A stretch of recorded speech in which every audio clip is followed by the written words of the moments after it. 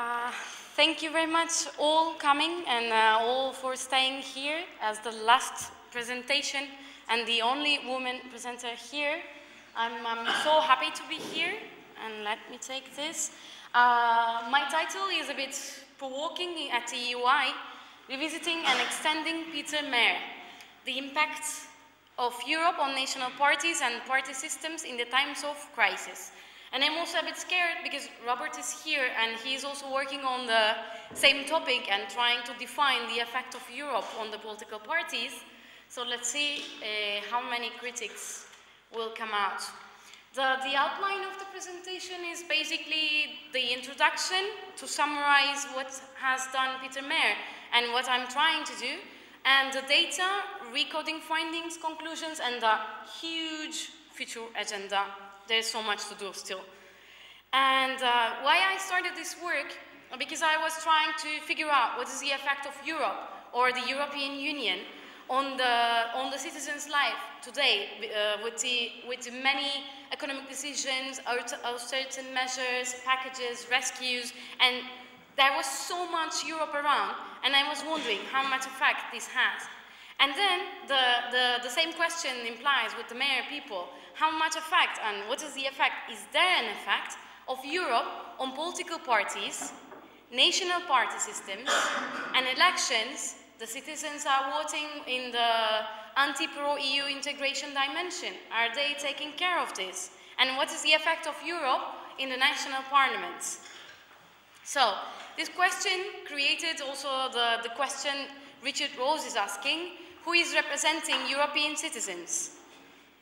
The national parliaments, and what is the role of the Europe? And if there is an effect coming with the economic crisis, or is there an effect coming to the further European integration?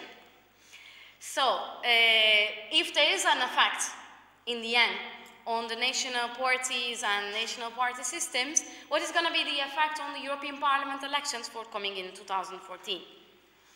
So, I am not only asking the less second-orderness of the EP elections, and in every election, we are asking this question with the hope they are going to be less second-order. Let's see what is going to happen in 2014, but I'm also asking if there is a first-orderness, less first-orderness of the national parliament elections. Let's see. So, where do we start from? This is the Peter Mair article, because this work is a way longer work, which is also included in my thesis. So this is a bigger problematic, but for starting and presenting as a paper, I take the Peter Mair article 2000, the limited impact of Europe on national party systems, and take the new data, Chapel Hill expert survey, which is 2010, so new data, and the most recent national parliamentary elections.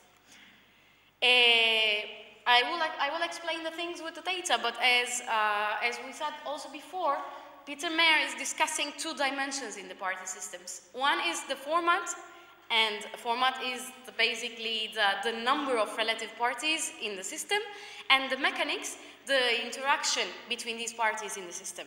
So we will be checking the same dimensions as Peter Mair did in this paper. And there is a basic question, why Europe should matter more?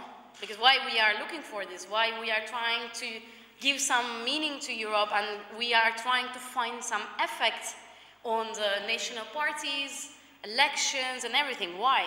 Because right now, Europe, which consists of 28 countries, is creating and directly interrupting with the lives of the European citizens.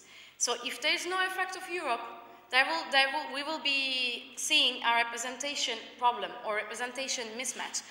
For example, in the Southern European countries, which all of them have different cases, but in the case of, for example, Spain or Greece, if the Europe is kind of interrupting, deciding the taxes, deciding the cuts in the budget, causing so many people to lose their works, and then these citizens are not reflecting these things in their votes, there's a representation problem. There's a problem, there's a question, who is representing European citizens? This is why we are trying to give Europe more importance. The Chapel Hill survey is 24 member states, except Luxembourg, Cyprus, and Malta, which is interesting. In Robert's survey, it's also these are the missing countries. I will ask why. And I am just taking the positioning on pro-anti-European integration dimension in this paper. And as Peter Mair did in his article, checking their vote shares for the latest national parliamentary elections. But there is a problem. There is a problem. There are many new national political parties created with the reason or with other reasons of the economic crisis, and they are not in the survey. And if we take parliamentary elections before or until 2010, the effect of the economic crisis is not reflected. So what we should do?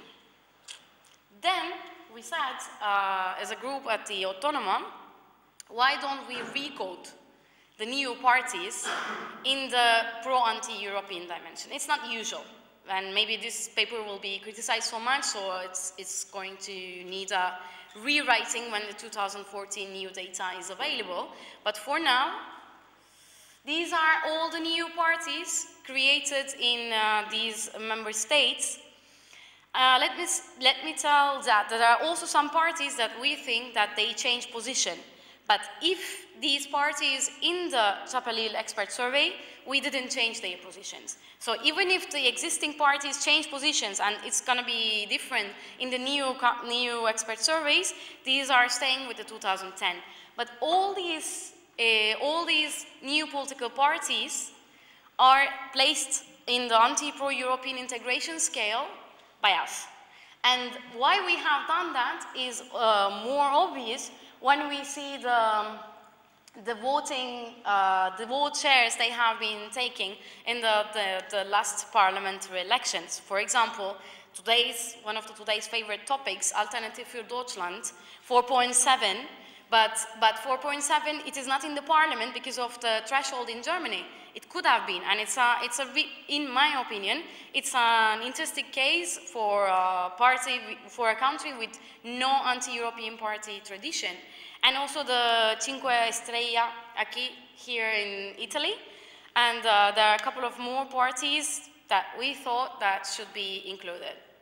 So this is the exact same table Peter Mair is doing in his article with the new data and with the new expert survey and with the new data.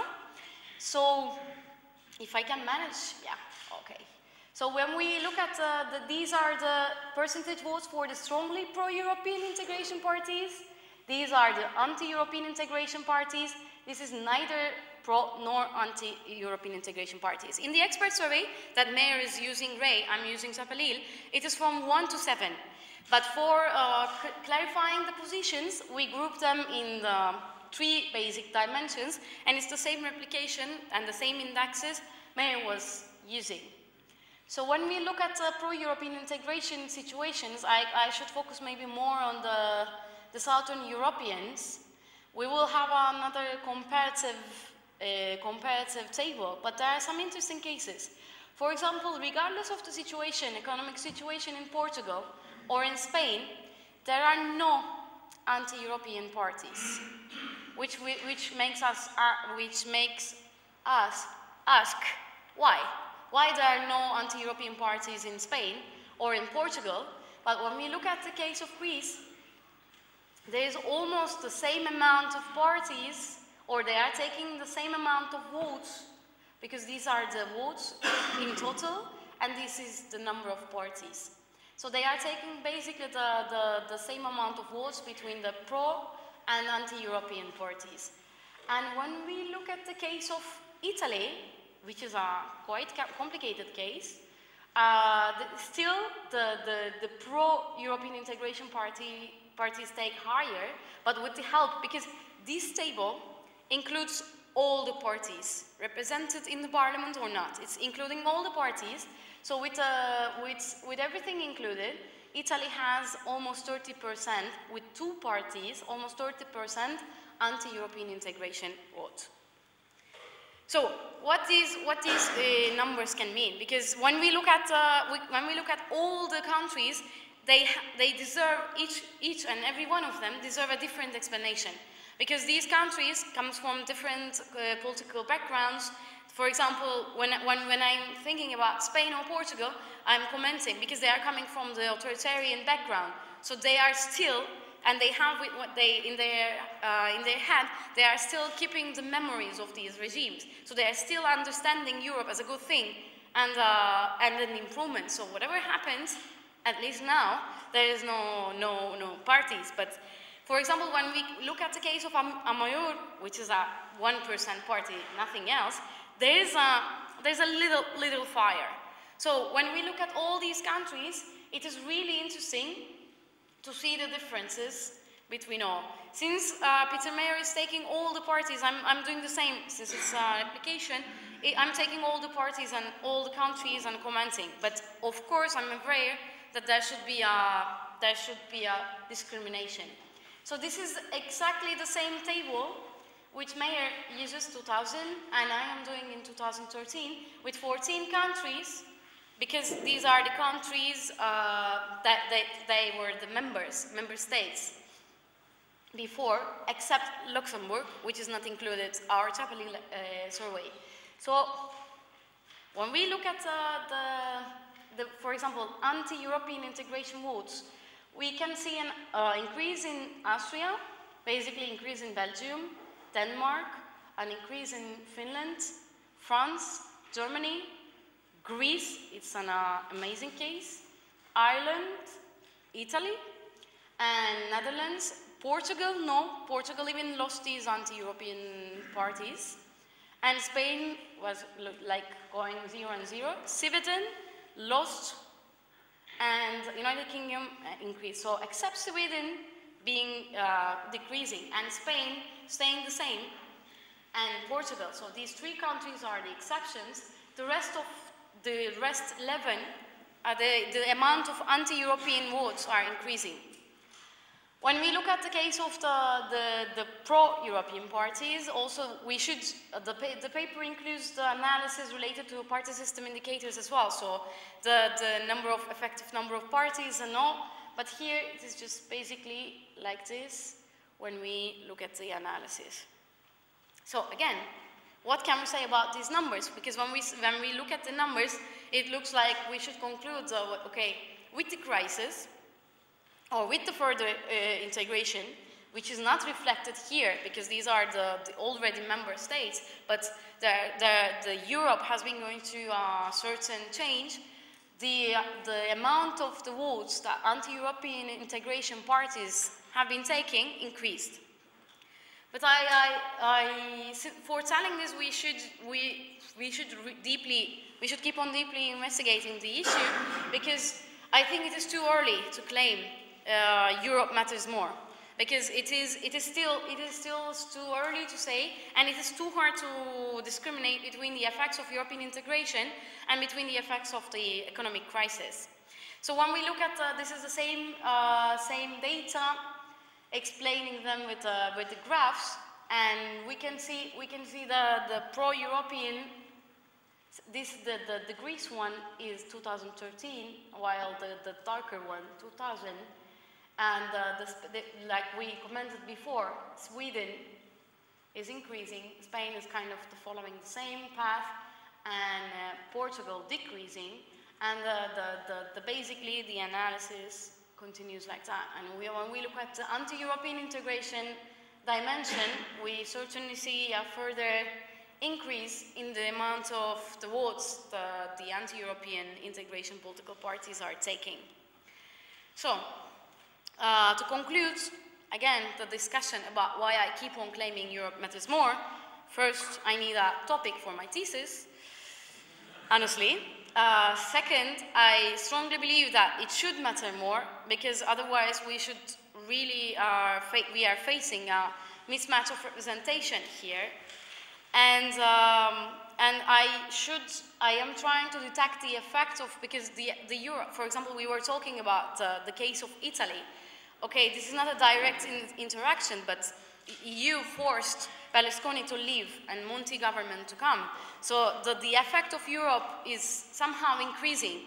And with the economic crisis and with the further integration, some certain dynamics are changing in Europe, so we should soon find a way Europe affects the political parties, party systems, and citizens. Future research agenda, which is a really thick agenda. Of course, like if you are getting ready to say that, okay, the problems with the expert survey use the manifesto data, I know. I should definitely make a comparison, and it could create a nice comparative chapter in my thesis, checking the same things with the manifesto data. And I have a section about party system indicators in the paper, but it requires, for example, we were talking about with the crisis, if the number of parties are increasing. Yes, it is increasing, but not more than 1 point. So there should be a certain analysis of the party system indicators in this paper. And of course, as we said, every country requires or deserves a specific analysis, but there should be a more certain analysis between the debtor and creditor countries. And unfortunately, what is missing in this paper basically is the analysis of the electoral systems, because these electoral systems are, if they are permissive, if they are letting new parties to be established, if the threshold is too high, too low, they are affecting how many parties are in a country, and how many, if they have taken certain percentage of votes, they will be getting represented in the parliament. So further analysis of electoral systems is also required. Before I thank everyone, let me take 1 minute for advertisement. I will be the section chair of the comparative politics session in the ECPR Graduate Student Conference. And I will be more than delighted if the graduate student wants to be presenting papers, panels, chairs, discussants, and it's July in Austria, not bad at all. So thank you very much. Here are all my emails that I have been using. So in case you have comments and critics, very welcome. Thank you very much for listening.